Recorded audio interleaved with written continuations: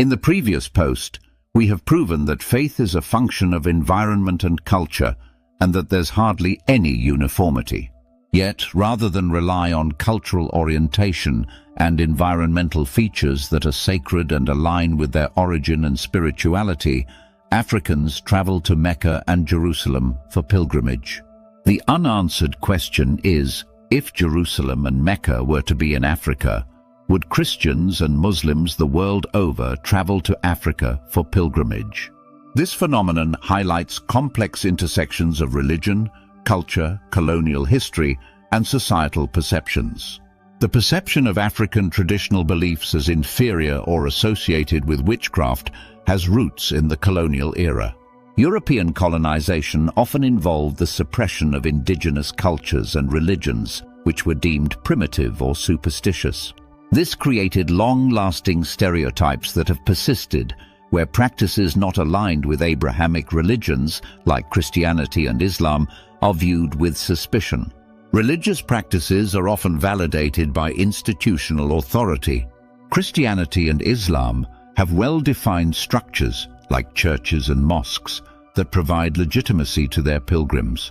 In contrast, many African traditional religions are decentralized and lack a unified authority, leading to misinterpretations and misunderstandings of their practices.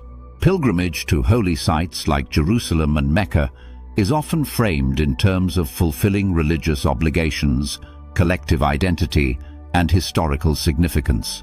In contrast, when Africans engage in traditional spiritual practices or pilgrimage in local environments, those practices are sometimes viewed through superstition rather than as meaningful spiritual expressions. This discrepancy reveals a double standard based on who holds power in defining spiritual validity. African religions often incorporate ancestral worship, nature, and community rituals, which can appear foreign or confusing to those outside the culture. This can lead to misconceptions, as more commonly recognized faiths tend to be judged by their frameworks, while African spiritual practices are often analyzed through a lens that lacks understanding of their cultural context.